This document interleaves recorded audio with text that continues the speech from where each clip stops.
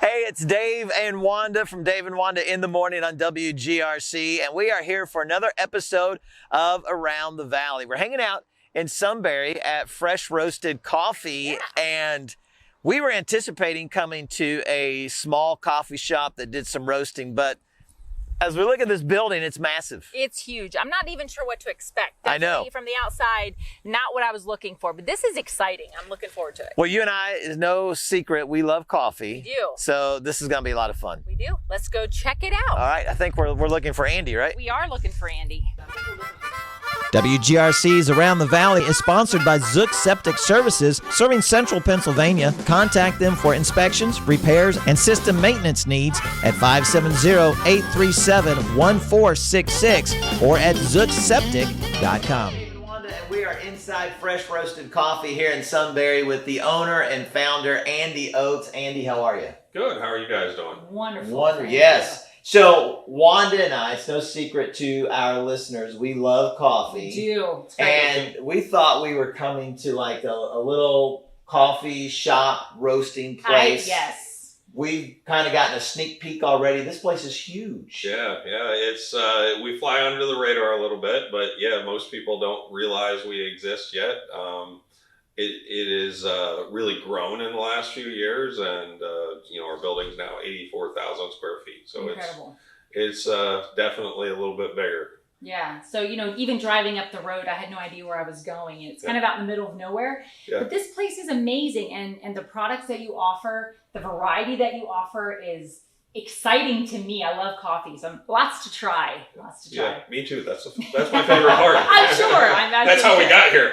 This is great. So tell us a little bit about that. How did you start all this up? I actually had a little local distribution business. I started while I was in college selling bottled water locally. Okay. Got into coffee to try to make ends meet because I live in this little valley, and you struggle to find enough business to support me and the competitors at the time. So I got into coffee, and I got a little tiny roaster that roasted a lot like an air popcorn popper. Okay. And I taught myself how to do that. Really didn't know anything about it. And our first roast on the machinery in a building in Selinsgrove was in 2011, I think July. So this has all happened in the last 11 years. Pretty quick. Yes. Yeah. And what a great example of the American dream. You had a joy of coffee. Yeah. You figured out how to make it yourself, and you turned it into a business. Now, we are hanging out here in the store, and I'm seeing all kinds of stuff. We have sweatshirts and T-shirts and hats and coffee mugs and different home brewers and, of course, the product. But there's a lot of steps that take place before we get to the store. Why don't we take a trek down the hallway and see how this is done? Sure. All right. We'll let you lead the way. All right. Thanks.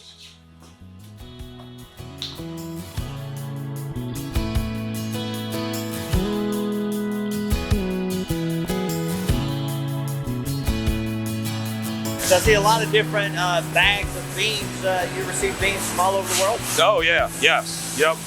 Yeah, there's, from Costa Rica, Brazil, Bali, Java, India. I think there's like 45 or so countries we actually bring coffee from. Does it matter what the bags are made out of? I'm assuming it's all the same thing. A lot of it's still, Colombia has a very different feel than traditional. This is more traditional burlap. This is Sumatra. That's Colombia. That's Honduras. It's not like whiskey that depending on the barrel it's in, it changes the flavor. No. Yeah, most of them have plastic in them. Oh, okay. They call it Grain Pro to keep the quality, keep the moisture in. Yeah. Help them sustain a little bit longer, Okay. but.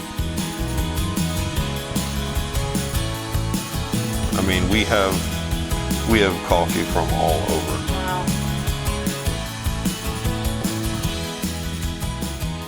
But it is awesome. This is a robot that flips every other cup over, turns one upside down, puts it in the box together. So every other cup it picks up, puts in the box, then it layers it up to 4 layers thick. Wow. It's full-fledged automation here. This is state of the art. And back in like 2008, I had written a business plan that, I had all these guys, salespeople coming in, and they all drove nice cars. And I thought, well, there must be something to that. So I wrote this business plan and got really into coffee. Unfortunately, I finished the business plan about 2 days after the recession hit. And so that was a challenge. Ended up, through a lot of trials, and I bought a little bit bigger roaster that was more conventional, but still only roasted like a pound at a time. Yeah. And, I taught myself more, and I worked continually on this business plan and found a couple investors, and convinced them that this was a great idea. And we got up and, I ordered the equipment. I flew to California and took some roasting classes. Realized I had no idea what I was doing pretty quickly. Through a lot of effort, it has steadily evolved, and every day I learned something new about coffee. And, what I knew 10 years ago compared to what I know now about coffee is I didn't know much. Yeah. And, but it has grown. And, really with this move, we just moved into this building in May. Okay. We're becoming more of a manufacturer than just a coffee roaster. Lots of neat things, lots of new equipment, huge K-Cup machines. We've also got a side business, Positively Tea, that we do. We make tea bags. We actually sell a lot of loose leaf tea. Working on a botanicals line as well, so that's spinning off. We've recently, some of our machines are actually, all of our roasters are extremely environmentally friendly. They're all Loring Smart Roaster coffee roasters. Yeah. They use about 80% less fuel than a traditional roaster. So it makes us very environmentally friendly, but also very efficient to run. They're all PLC controlled, so it's a really nice quality end product because they're very repetitious. They're constantly doing the same thing over and over. But it's just been an evolution. We run 3 shifts, 60 some people. Amazing. All really since our first roast on the machinery in a building in Selinsgrove was in 2011. This is one of my favorite spots in the whole building. You get to kind of look out and see what's going on and kind of realize what all's out here. And it's just amazing to me, all the stuff that has, it seemed like a huge building about a year ago. It's such a satisfying feeling too, it's just amazing. It is really neat to walk out through and be like, my word, how'd we get here? Yeah, it's great. Well, here we are right where we started at. Andy, thank you so much for giving us the tour and really showing us what a hidden gem is right here in Central PA, right here in Sunbury. I'm always glad to show people around and see what, is going on. I think, we're kind of that hidden spot nobody knows about, and, we fly under the radar a little bit, but so true. It's, people find us all across the country, and, we do our best to ship everything out fresh as can be and get it to your doorstep. And I can tell that this is something you're passionate about. So again, as Dave said, thank you so much for taking time out of your day to let us see what you do and what you love to do as well. Yeah, absolutely. Well, we are at Fresh Roasted Coffee here in Sunbury. Be sure to watch the end of the video. We'll give you the contact information, and you can find out how you can order some freshly brewed coffee. We're going to wrap this video up because Wanda and I, we've got to do some shopping. I've got some shopping to do. But we want to encourage you, be sure to send us an email to morningshow@wgrc.com, morningshow@wgrc.com. If you have an idea, a craft, hobby, or occupation that you would like to teach us, or maybe you want us to get a behind-the-scenes look of a location, be sure to submit your idea to morningshow@wgrc.com. And who knows, we may just see you around the valley. All right. You don't mind if we shop, do you? No. Thank you, guys.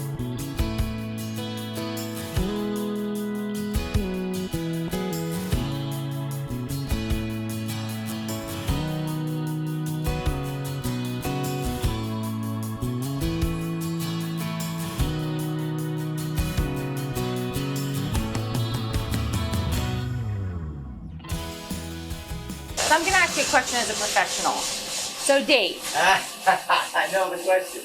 his coffee cups at work. Are well seasoned? Yes! Is that an actual thing? I mean, obviously it is, but is there merit behind it? I don't know whether there's merit behind it, but my family had a business, and there was a gentleman named Larry Schroeder. And one day his coffee cup, it was just gross. And I cleaned it for him. He was mad at me. I know this was a 70-year-old guy. Yeah. And he's like, no, you don't clean a coffee cup. Yeah. That's not right. Yeah. And that's seasoning. It won't taste right. I'm like, dude, that is gross. And so we play pranks on each other, and the one thing that is absolutely off limits is his coffee cup. I'm not allowed, and I've agreed.